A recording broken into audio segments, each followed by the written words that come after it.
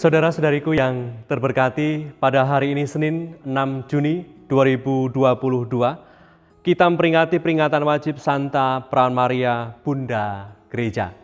Menu sabda kita hari ini dari Injil Suci menurut Yohanes, bab 19 ayat 25 sampai 34. Mari kita siapkan hati kita untuk mendengarkan sabdanya.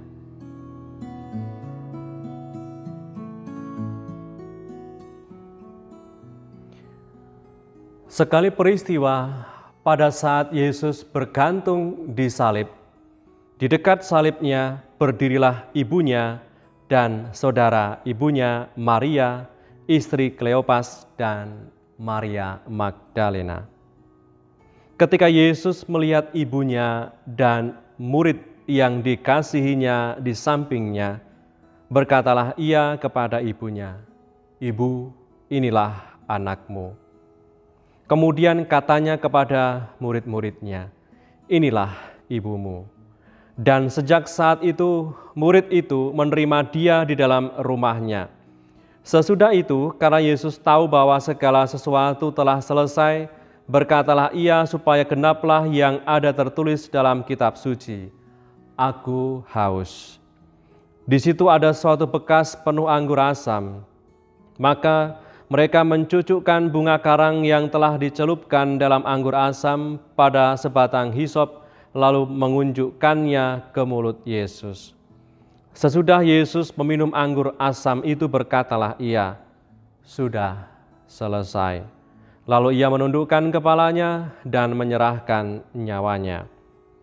Karena hari itu hari persiapan, dan supaya pada hari Sabat mayat-mayat itu tidak tinggal tergantung pada kayu salib, sebab Sabat itu adalah hari yang besar, maka datanglah orang-orang Yahudi kepada Pilatus dan meminta kepadanya supaya kaki orang-orang itu dipatahkan dan mayat-mayatnya diturunkan.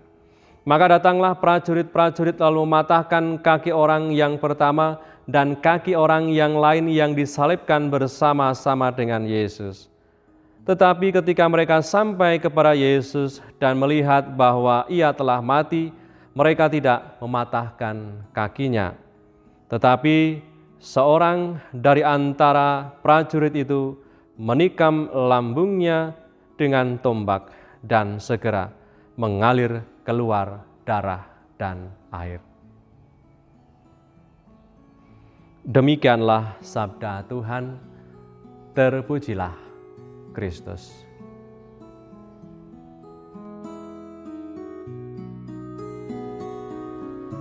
Saudara-saudariku yang terberkati, hari ini kita merayakan Bunda Maria sebagai Bunda Gereja, Bunda kita semua sebagai pribadi-pribadi yang percaya kepada Yesus Kristus Tuhan Putranya.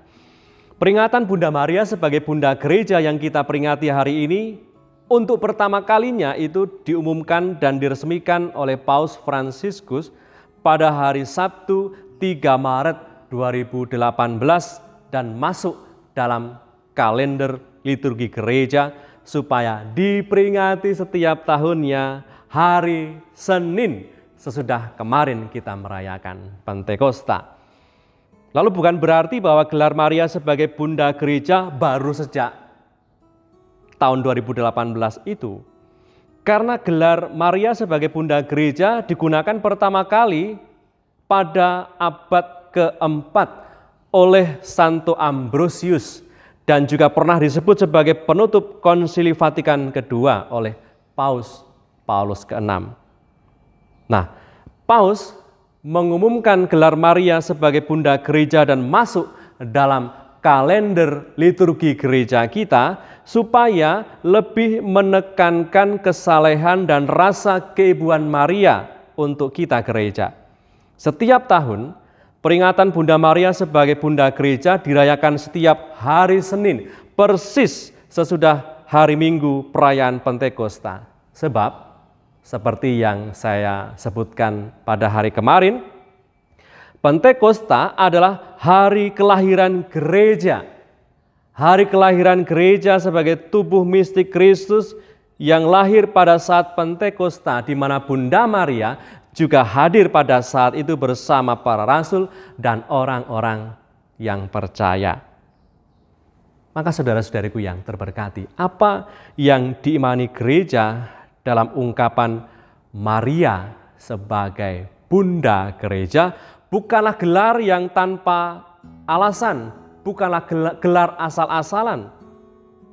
Tetapi jelas hari ini, terutama dalam kutipan sabda hari ini, mengapa Maria disebut sebagai Bunda Gereja, di mana persis sebelum Tuhan Yesus mengembuskan rohnya, sebelum ia wafat di salib, ia memberikan pesan kepada murid yang dikasihinya dengan mengatakan, inilah ibumu.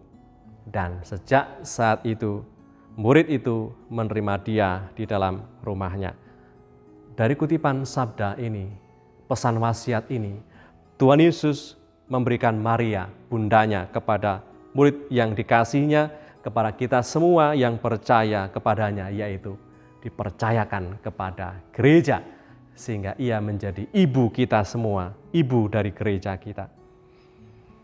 Saudara-saudariku yang terberkati, Maria sebagai Bunda Gereja yang diperingati hari ini persis setelah kemarin kita merayakan peristiwa turunnya Roh Kudus sebagai hari lahirnya gereja.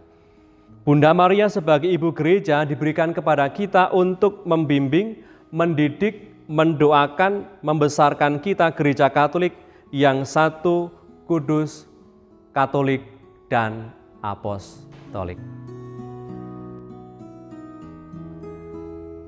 Marilah berdoa. Dalam nama Bapa dan Putra dan Roh Kudus. Amin. Salam Maria, penuh rahmat Tuhan sertamu. Terpujilah engkau di antara wanita dan terpujilah buah tubuhmu, Yesus. Santa Maria, Bunda Allah, doakanlah kami yang berdosa ini, sekarang dan waktu kami mati. Amin. Kemuliaan kepada Bapa dan Putra dan Roh Kudus, seperti pada permulaan, sekarang, selalu, dan sepanjang segala abad. Amin. Terpujilah nama Yesus, Bunda Maria, dan Bapa Yusuf, sekarang dan selama-lamanya. Amin. Berkatalah Yang Maha Kuasa turun atas kita semua, Bapa, Putra, dan Roh Kudus. Amin.